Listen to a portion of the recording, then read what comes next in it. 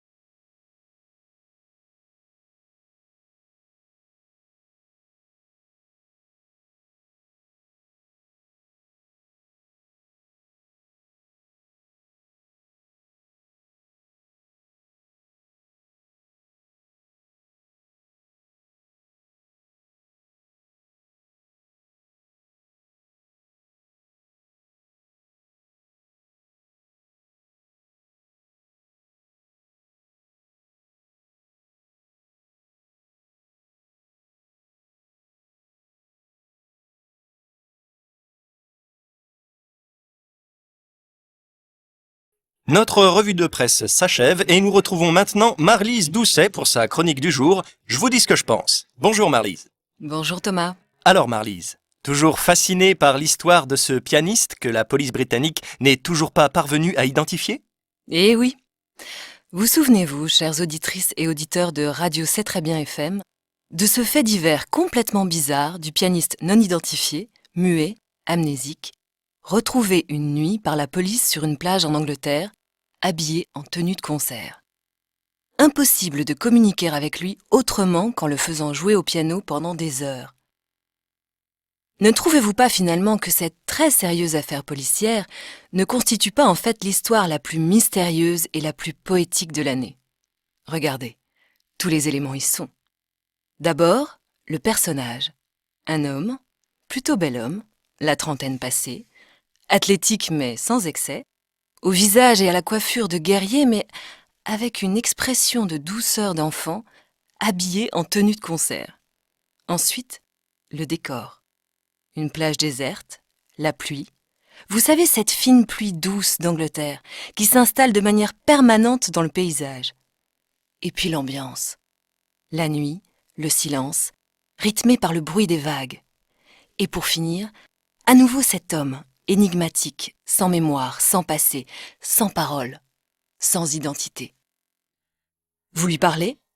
Il fait penser à un sauvage un peu brut, mais il vous répond avec le silence de ses mains dont il actionne délicatement les doigts avec la précision d'un spécialiste. Vous lui donnez un piano, la magie prend place. C'est vous maintenant qui gardez le silence, comme un bloc de pierre brute. Et ce sont ces mains de pianiste virtuose qui se mettent à parler pendant des heures, à courir sur le clavier et vous offrent dans une pluie de notes incessantes tout le répertoire des grands romantiques. Fasciné, vous écoutez l'artiste virtuose qui joue inlassablement et qui sculpte le clavier, et vous vous surprenez à imaginer les mains du sculpteur Rodin sur le bloc de pierre brute. Certains ont dit que tout cela n'était qu'une simple affaire imaginée et organisée par un simulateur, le prince des simulateurs. Un musicien clandestin, sans famille, sans papier, originaire de l'Europe de l'Est et désirant émigrer à l'Ouest. Ou tout simplement un personnage intéressé, cherchant à devenir célèbre et à revendre son histoire pour le cinéma. Et si c'était ça, en fait, la vérité? Ne croyez-vous pas alors qu'on pourrait lui pardonner parce qu'il aurait inventé une merveilleuse histoire poétique qui a fait le tour du monde et nous a tous et toutes fait rêver quelques instants? Franchement, qu'en dites-vous, chères auditrices et auditeurs? C'est pas du rêve tout ça? Romance sans parole, aurait pu dire Verlaine. Rêverie du promeneur solitaire, aurait répondu Jean-Jacques. Enfin, je vous dis ce que je pense, moi Marlise. Merci Marlise. Et à demain. À demain Thomas.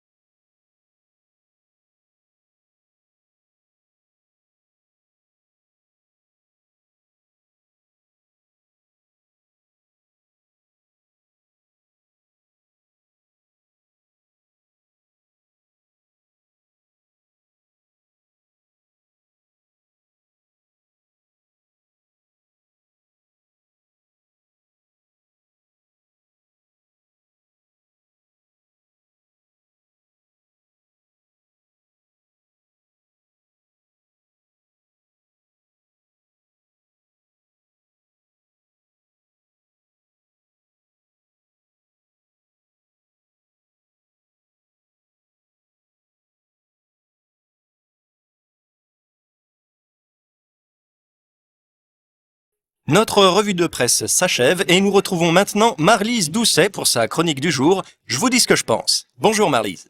Bonjour Thomas. Alors Marlise, toujours fascinée par l'histoire de ce pianiste que la police britannique n'est toujours pas parvenue à identifier? Eh oui. Vous souvenez-vous, chères auditrices et auditeurs de Radio C'est très bien FM, de ce fait divers complètement bizarre du pianiste non identifié, muet, amnésique, retrouvé une nuit par la police sur une plage en Angleterre, habillé en tenue de concert. Impossible de communiquer avec lui autrement qu'en le faisant jouer au piano pendant des heures. Ne trouvez-vous pas finalement que cette très sérieuse affaire policière ne constitue pas en fait l'histoire la plus mystérieuse et la plus poétique de l'année? Regardez, tous les éléments y sont. D'abord, le personnage. Un homme, plutôt bel homme, la trentaine passée, athlétique mais sans excès, au visage et à la coiffure de guerrier mais avec une expression de douceur d'enfant, habillé en tenue de concert. Ensuite, le décor. Une plage déserte, la pluie. Vous savez, cette fine pluie douce d'Angleterre qui s'installe de manière permanente dans le paysage. Et puis l'ambiance. La nuit, le silence, rythmé par le bruit des vagues. Et pour finir, à nouveau cet homme, énigmatique, sans mémoire, sans passé, sans parole, sans identité. Vous lui parlez? Il fait penser à un sauvage un peu brut, mais il vous répond avec le silence de ses mains dont il actionne délicatement les doigts avec la précision d'un spécialiste. Vous lui donnez un piano, la magie prend place. C'est vous maintenant qui gardez le silence, comme un bloc de pierre brute. Et ce sont ces mains de pianiste virtuose qui se mettent à parler pendant des heures, à courir sur le clavier et vous offrent dans une pluie de notes incessantes tout le répertoire des grands romantiques. Fasciné, vous écoutez l'artiste virtuose qui joue inlassablement et qui sculpte le clavier, et vous vous surprenez à imaginer les mains du sculpteur Rodin sur le bloc de pierre brute. Certains ont dit que tout cela n'était qu'une simple affaire imaginée et organisée par un simulateur, le prince des simulateurs. Un musicien clandestin, sans famille, sans papier, originaire de l'Europe de l'Est et désirant émigrer à l'Ouest. Ou tout simplement un personnage intéressé, cherchant à devenir célèbre et à revendre son histoire pour le cinéma? Et si c'était ça, en fait, la vérité? Ne croyez-vous pas alors qu'on pourrait lui pardonner parce qu'il aurait inventé une merveilleuse histoire poétique qui a fait le tour du monde et nous a tous et toutes fait rêver quelques instants? Franchement, qu'en dites-vous, chères auditrices et auditeurs? C'est pas du rêve tout ça? Romance sans parole, aurait pu dire Verlaine. Rêverie du promeneur solitaire, aurait répondu Jean-Jacques. Enfin, je vous dis ce que je pense, moi Marlise. Merci Marlise. Et à demain. À demain Thomas.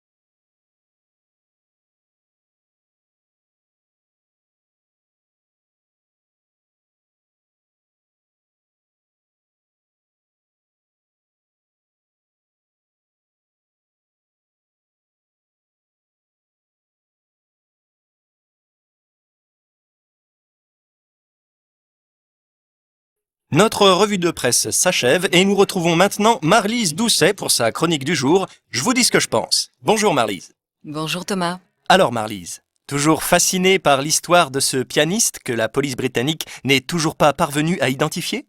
Eh oui. Vous souvenez-vous, chères auditrices et auditeurs de Radio C'est très bien FM, de ce fait divers complètement bizarre du pianiste non identifié, muet, amnésique, retrouvé une nuit par la police sur une plage en Angleterre, habillé en tenue de concert. Impossible de communiquer avec lui autrement qu'en le faisant jouer au piano pendant des heures. Ne trouvez-vous pas finalement que cette très sérieuse affaire policière ne constitue pas en fait l'histoire la plus mystérieuse et la plus poétique de l'année? Regardez, tous les éléments y sont. D'abord, le personnage.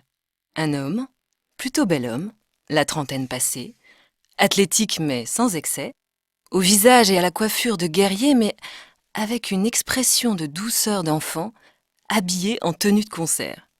Ensuite, le décor. Une plage déserte, la pluie.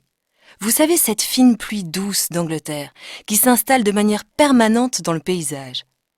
Et puis l'ambiance. La nuit, le silence, rythmé par le bruit des vagues. Et pour finir, à nouveau cet homme, énigmatique, sans mémoire, sans passé, sans parole, sans identité. Vous lui parlez? Il fait penser à un sauvage un peu brut, mais il vous répond avec le silence de ses mains dont il actionne délicatement les doigts avec la précision d'un spécialiste. Vous lui donnez un piano, la magie prend place. C'est vous maintenant qui gardez le silence, comme un bloc de pierre brute. Et ce sont ces mains de pianiste virtuose qui se mettent à parler pendant des heures, à courir sur le clavier et vous offrent dans une pluie de notes incessantes tout le répertoire des grands romantiques. Fasciné, vous écoutez l'artiste virtuose qui joue inlassablement et qui sculpte le clavier et vous vous surprenez à imaginer les mains du sculpteur Rodin sur le bloc de pierre brute. Certains ont dit que tout cela n'était qu'une simple affaire imaginée et organisée par un simulateur, le prince des simulateurs. Un musicien clandestin, sans famille, sans papier, originaire de l'Europe de l'Est et désirant émigrer à l'Ouest. Ou tout simplement un personnage intéressé, cherchant à devenir célèbre et à revendre son histoire pour le cinéma. Et si c'était ça, en fait, la vérité?